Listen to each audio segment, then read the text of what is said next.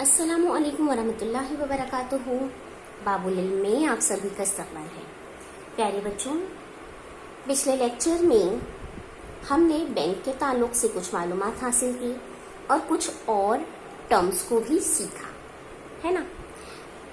आज भी हम उसी पर बात करेंगे, मुफरद सूद, सिंपल इंटरेस्ट। हमें मालूम है हमारे मजहब में सूद लेना और देना दोनों हराम है, लेकिन चूंकि हम हिंदुस्तान में रहते हैं और हमारा ताल्लुक किससे पड़ता है, बैंकों से पड़ता है, तो हमें इंटरेस्ट किस तरीके से मालूम किया जाता है ये भी मालूम होना चाहिए। इंटरेस्ट या सूद हमें किस तरह से मिलता है ये भी हमें मालूम होना चाहिए। तो इस वजह से हम मुफरद सूद के ताल्लुक से कुछ चीजें सीखेंगे।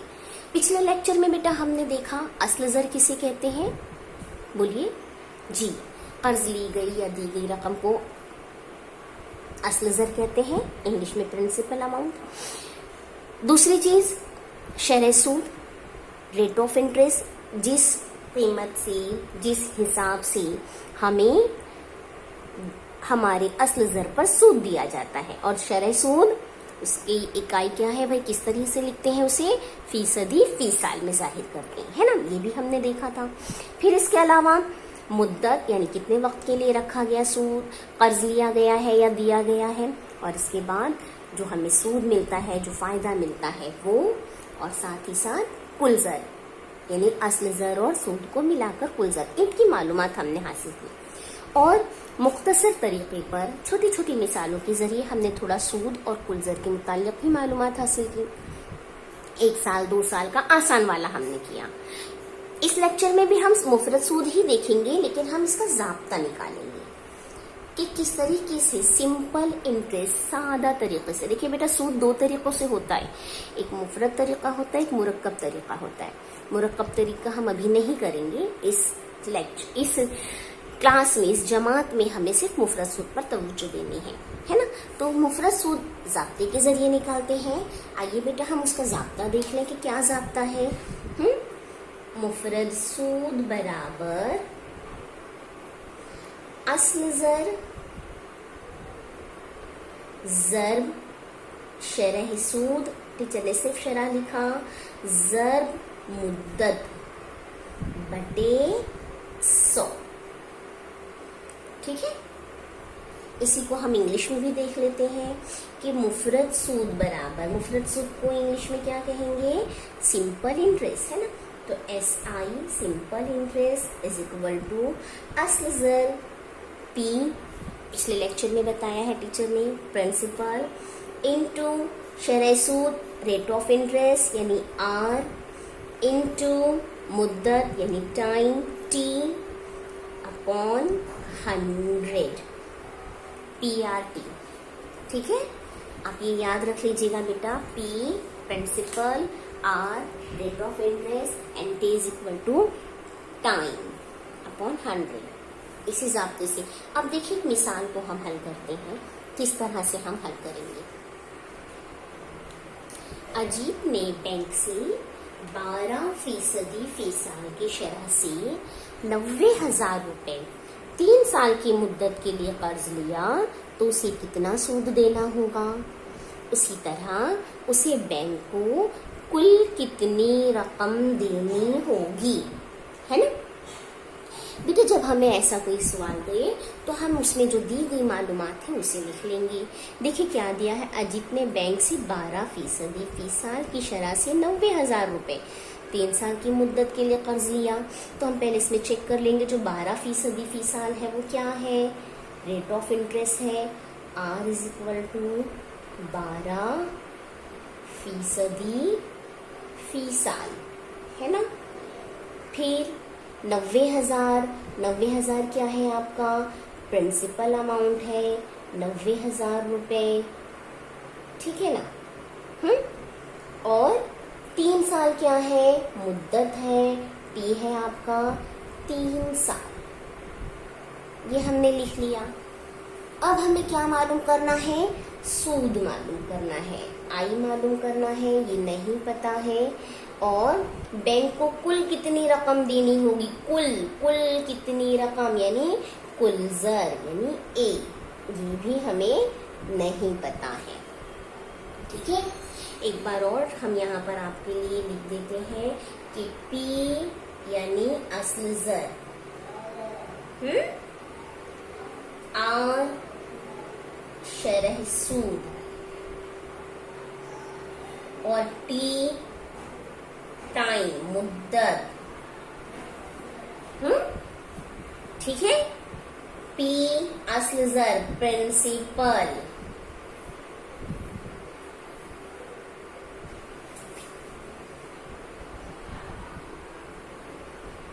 Are rate of interest and time मुद्दत टाइम। ठीक है, इसको आप याद रख लीजिए। अब चलिए पहले हम क्या मालूम करेंगे, सिंपल इंटरेस्ट। ज़ाब्ता लिख लिए, SI is equal to P into R into T upon 100। PRT भी लिख सकते हैं हम P into R into T के बजाय। ठीक है, इज इक्वल टू P कितना है 90,000, ये लिख लिया। ज़रब R कितना है, देखिए 12%। ज़रब T कितना है 3 साल बटे 100। ये सिफर, ये सिफर, ये सिफर, ये सिफर कट गया। क्या बचा आपके पास 900 ज़रब 12 ज़रब 3।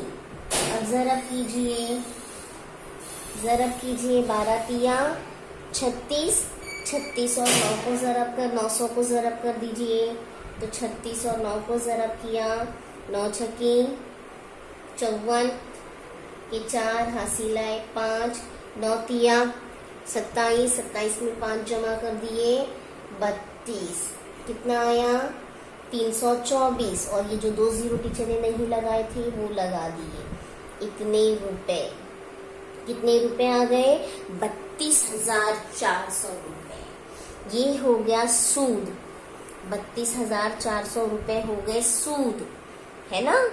अब हमें कुलजर भी मालूम करना है, तो कुलजर का ज़ाब्ता है A is equal to principal amount in plus interest. Principal है 90,000 जमा 32,400, कर दीजिए जमा। 90,000 में 32,400 तो कितना हो जाएगा, सिफर सिफर 4, 2 और 9 3 12, यानी 1,22,400 रुपए। ठीक है, अब इसका हम जवाब कैसे लिखेंगे, देखिए। अजीत को 32,400 रुपए सूद देना होगा। इसी तरह उसे कुल 1,22,400 रुपए देने होंगे। ठीक है, ये 90,000 का 3 साल बाद उसको 1,22,400 रुपए देना होगा, जिनमें से 32,400 रुपए सूद है। ठीक है, तो इस तरीके से हम मुफरद सूद मालूम करते हैं। तो आपकी जो मश्क नंबर 40 है, इसमें से आपको क्वेश्चंस हल करने हैं खुद से। 2 क्वेश्चन हम बताएंगे, बाकी तमाम क्वेश्चन आप खुद हल करेंगे। मश्की सवालात 40 में जो 5 क्वेश्चन हैं, उसमें से हम आपको 2 सवाल बताएंगे, बाकी 3 सवालात आपको हल करना होगा। आइए देखते हैं उन 2 सवाल। मश्क नंबर 40 का तीसरा क्वेश्चन देखिए बेटा। श्रीकांत ने 85,000 रुपए 7% 30 साल की शरह से 2 सही 1/2 साल के लिए बचत बैंक में जमा किए, तो उसे मुद्दत पूरी होने पर कितना मुफरद सूद मिलेगा। आसान सा क्वेश्चन है, है ना। जो चीज हमें दी गई है पहले हम उसे लिख लेते हैं, कभी भी मालूमात को पहले लिखिए। देखिए प्रिंसिपल अमाउंट आपको दिया है ना, आपको क्या दिया हुआ है, असल ज़र 85,000 रुपए, ठीक है। फिर आपको 7% फी साल की शरह से, यानी आपको रेट ऑफ इंटरेस्ट दिया है, आर दिया है 7% फी साल, और टाइम आपको दिया है 2/1/2 साल, 2/1/2 साल। बेटा देखिए ये कौन सी कसर है, मुरक्कब कसर। जब भी ऐसा दिया जाए, हमने आपको पिछले कई लेक्चर्स में बार बार कहा है कि जब भी आपको मुरक्कब कसर दी जाए उसे आप किस में तब्दील करेंगे, गैर वाजिब कसर में। तो 2/1/2 साल को जब हम गैर वाजिब में करेंगे तो क्या हो जाएगा, 2 दूनी 4, 4 में 1 जमा कर दिए 5, 5/2 साल, ठीक है। अब हमें क्या मालूम करना है, मुफरद सूद। तो हमने लिखा simple interest is equal to P into R into T upon 100 is equal to P आपके पास है 85,000, है ना, ज़रब शरह सूद है 7, ज़रब आपके पास टाइम जो दिया है वो दिया है 5/2। तो जो नसब नुमा जो शुमार कुनिंदा में है उसको शुमार कुनिंदा में लिख दिया, और 100 के साथ हमने यहाँ पर लिख दिया ज़रब 2। ये आसानी के लिए है, वरना हम इसको ऐसे भी लिख सकते थे, इस तरह भी हम कर सकते थे कि भाई 5/2, है ना, टाइम की जगह पर टाइम पर, फिर हम इसे जब ऊपर नीचे करते तो ये आपका जो 2 है वो इस तरह से, जैसे अभी मैंने लिख दिया था नसब नुमा में, वो इस तरह से हो जाता, बटे 100 ज़रब 2, ठीक है। तो आप इस तरह लिखकर इस तरह कर सकते हैं, या आप डायरेक्टली इस तरह भी लिख सकते हैं, लेकिन आपको ख्याल रखना होगा। आगे देखिए, जो कटता है उसे काट दीजिए, 0 0 0 0 कट गया। अब देखिए 2 1 2, यहाँ पे 0 है ना बचा हुआ, जुफ्त अदद है इसलिए हम काट सकते हैं। 2 चौके 8, 2 दूनी 4, एक इसे मिल गया, 2 पंजे 10, के पास क्या आया 425 ज़रब 7 ज़रब 5, ठीक है। अब ज़रब कीजिए, तो देखिए 7 पंजे 35, हासिल आए 3, 7 दूनी 14, 14 में 3 जमा कर दिए 17, 17 के साथ हासिल आए 1, 7 चौके 28 और 1 29, फिर ज़रब 5, 5 पंजे 25 के 5, हासिल आए 2, 5 7 35 और 2 37 के साथ हासिल आए 3, 5 9 45, 45 में 3 जमा कर दिए 48 के 8, हासिल आए 4, 5 दूनी 10, 10 और 4 14, कितना आ गया 14,875 रुपए। ये हो गए इसके मुफरद सूद के। तो हम लिख देंगे यहाँ पर जवाब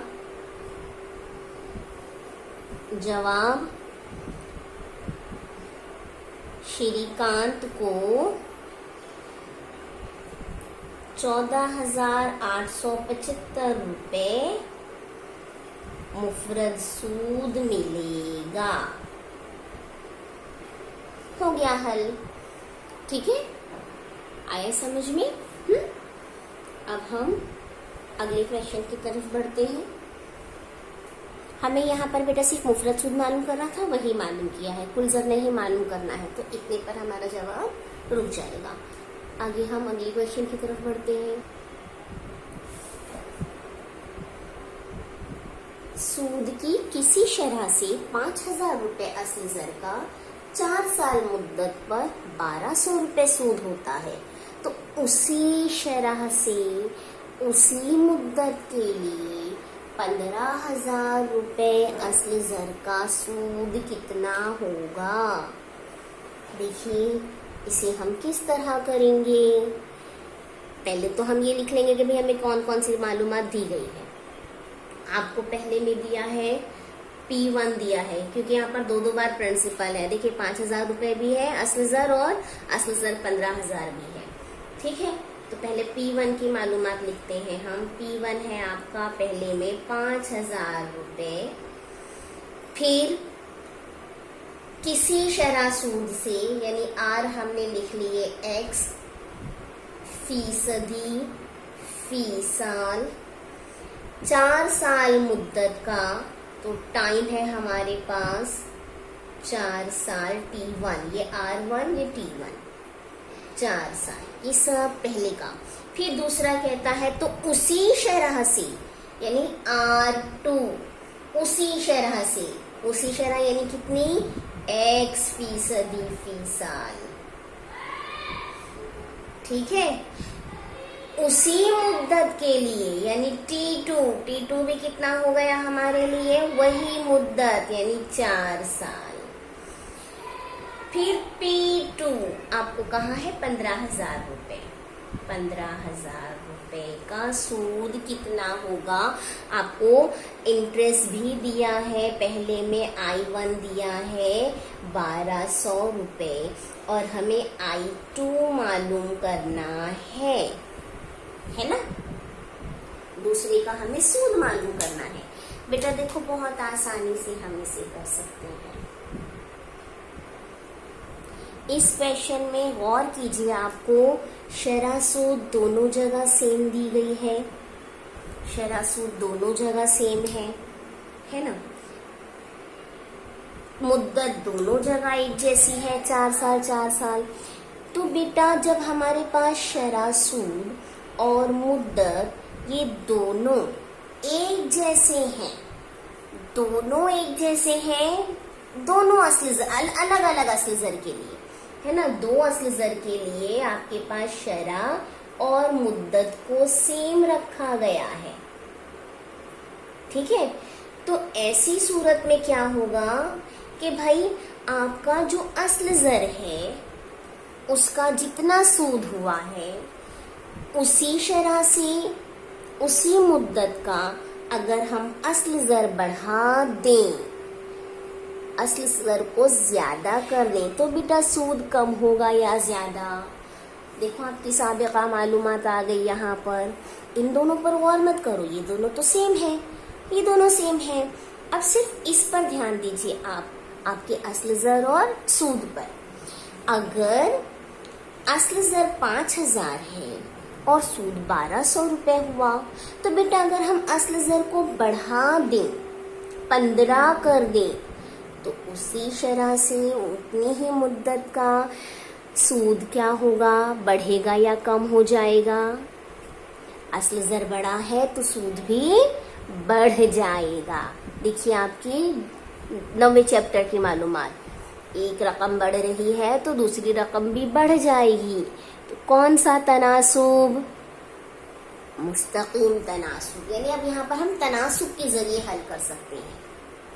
लिखिए किस तरह लिखेंगे। ठीक है, यकसा शरह सूद से यकसा मुद्दत के लिए असल ज़र बढ़ाने पर सूद भी बढ़ जाएगा, यानी ये मुस्तकीम तनासुब है। तो उस लिहाज से बेटा हम क्या करते हैं, मुस्तकीम तनासुब में क्या मालूम करते हैं, निस्बत मालूम करते हैं, है ना। तो उस लिहाज से हो जाएगा ये हमारा असली ज़र बटे सूद, है ना। तो असली ज़र है 5,000, 5,000 का कितना सूद है, 1,200 रुपए, बटे असली ज़र हो जाएगा 15,000, तो सूद कितना होगा, x। ये हमने फर्ज कर लिया, ये हमारे पास बन गया तनासुब, हो गया तनासुब। अब हम क्या करेंगे, तिरछा ज़रब 5,000 ज़रब x बराबर यहाँ से 15,000 ज़रब 1,200। ठीक है, क्या कर दिया हमने यहाँ पर, तिरछा ज़रब। ठीक, अब x को यहीं रखें, 15,000 ज़रब 1,200 बटे 5,000, 0 0 0 0 0 0। 5 का 5, 5 दिया 15। तो x बराबर आपका आया, x बराबर 3 ज़रब 1200 जो ऊपर बच गए, ज़रब कर दो, 12 तिया 36 और ये 2 सिफर, कितना हो गया 3600 रुपये। ठीक है, तो 15,000 रुपये का 3600 रुपये सूद होगा। ये तरीका है। और एक तरीका बहुत लेंदी भी है इसका कि भाई हम पहले इसके ज़रिए शरह सूद मालूम करें, फिर उस शरह सूद को रखते हुए हम क्या मालूम करें, सूद मालूम करें। तो बेहतर है आप तनासुब का तरीका इस्तेमाल कीजिए। देखिए बेटा, हर साबिका मालूमात नई मालूमात को सीखने में मददगार है। पिछला चैप्टर ही हमने किया तनासुब का, मुस्तकिम तनासुब, माकूस तनासुब, है ना। और मुस्तकिम तनासुब का किस तरह से इस्तेमाल हो गया, समझ में आया ना। क्या है, हमारे पास मुद्दत और शरह दोनों एक जैसी है, दोनों सूद के लिए, दोनों असल ज़र के लिए। तो दिखती सी बात है भाई, असल ज़र बढ़ेगा तो सूद भी बढ़ जाएगा। तो हमने यहाँ पे तनासुब वाली मिसाल को रख लिया। ठीक है, समझा। अब इस तरीके से हमने मश्की सवालात की 2 क्वेश्चन आपको बताए, क्वेश्चन नंबर 3 और क्वेश्चन नंबर 4। इस मश्क में 5 सवालात हैं, रह गए 3 क्वेश्चंस, वो आपको हल करने हैं। मिसालों को देखिएगा, अच्छे तरीके से समझिएगा और उसे मुकम्मल कीजिएगा। ठीक है, नोटबुक को अपनी कंप्लीट कीजिए, बार बार मश्क कीजिए, किताब में हलशुदा मिसालों को देखिए, उसे भी हल कीजिए और अपनी मश्क को कंप्लीट कीजिए। ठीक है, चलिए यहाँ पर आप अपना जवाब भी मुकम्मल कर लीजिए। जवाब लिख लीजिए कि भाई जवाब टीचर में रह गया है, आप उसे मुकम्मल कीजिए। जवाब है 15,000 रुपये असल ज़र का सूद 3,600 रुपये होगा। चलिए, कॉपियों को कंप्लीट कीजिए, बार बार मश्क कीजिए और एक्सपर्ट बन जाइए। अल्लाह हाफिज़।